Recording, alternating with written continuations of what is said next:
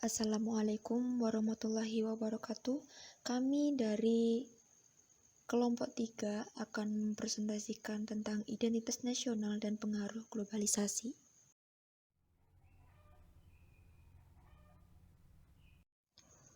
Pada topik kali ini ada 4 poin. Yang pertama adalah pengertian identitas nasional dan globalisasi. Yang kedua adalah dampak globalisasi terhadap identitas nasional. Yang ketiga adalah langkah-langkah mempertahankan identitas nasional, dan yang terakhir, sikap-sikap bangsa Indonesia terhadap arus globalisasi. Pada materi kali ini, saya akan menjelaskan tentang identitas nasional. Identitas sendiri memiliki arti sebagai ciri yang dimiliki setiap pihak, yang dimaksud sebagai suatu penanda atau pembanding dengan pihak yang lain. Sedangkan nasional atau nasionalisme memiliki arti suatu paham yang berpendapat bahwa kesetiaan tertinggi individu harus diserahkan kepada negara kebangsaan.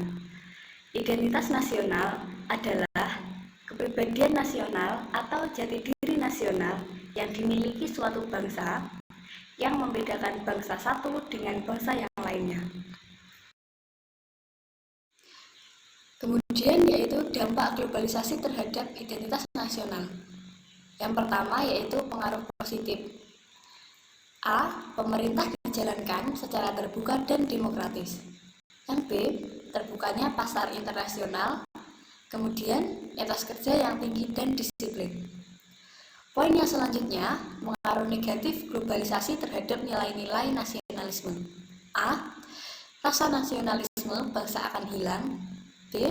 Hilangnya rasa cinta terhadap produk dalam negeri. C. Anak muda banyak yang lupa akan identitas diri sebagai bangsa Indonesia. Yang selanjutnya adalah C. Langkah-langkah mempertahankan identitas nasional.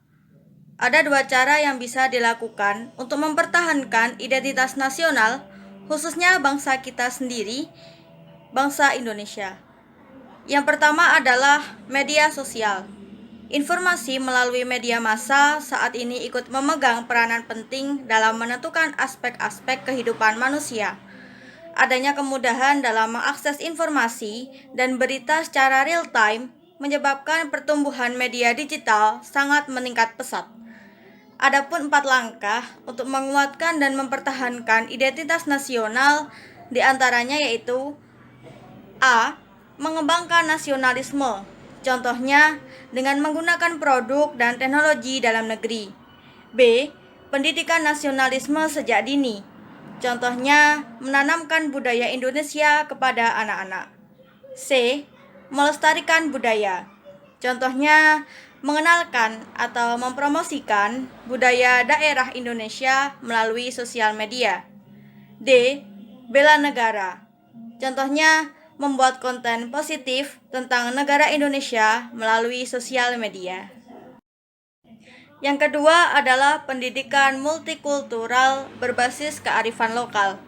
Penguatan identitas nasional melalui pendidikan multikultural berbasis kearifan lokal bertujuan untuk mewujudkan warga negara yang memiliki kesadaran kewarganegaraan multikultural. Hal ini dapat dilakukan melalui 3 cara, yaitu A. Integrasi pendidikan multikultural berbasis kearifan lokal dalam desain kurikulum.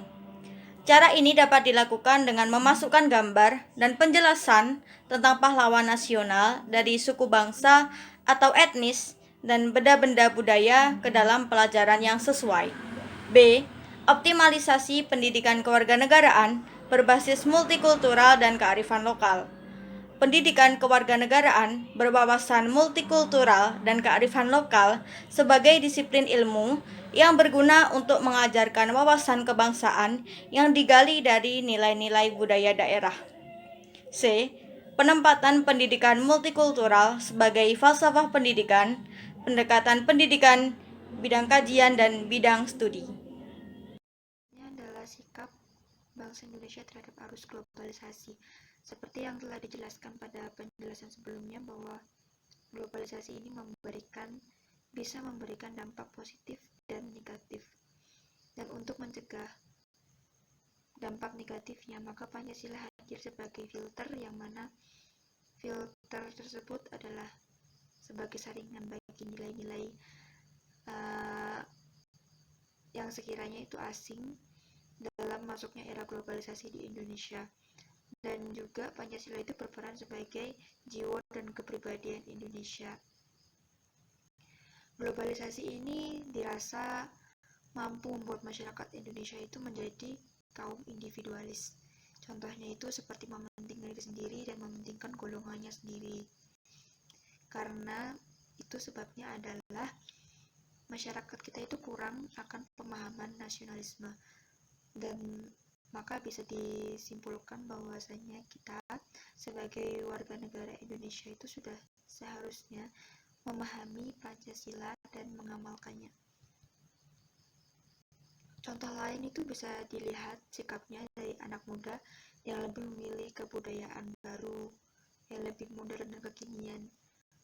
Fenomena-fenomena yang sudah saya sebutkan tadi itu mencerminkan bahwa Indonesia itu semakin penting perannya, itu Pancasila harus segera dipahami sebagai ideologi dan dasar negara Indonesia, supaya kita tidak lupa dengan identitas nasional kita sebagai warga negara Indonesia.